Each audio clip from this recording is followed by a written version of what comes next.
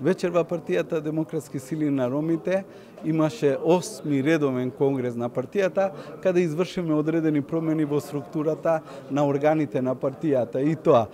председателството, извршниот одбор, надзорниот, централниот совет и секако уште еден реизбор, избор на председател на партијата Шабан Салију за наредните 4 години нов мандат. Како партија сметаме дека во претходниот период искрено и сериозно,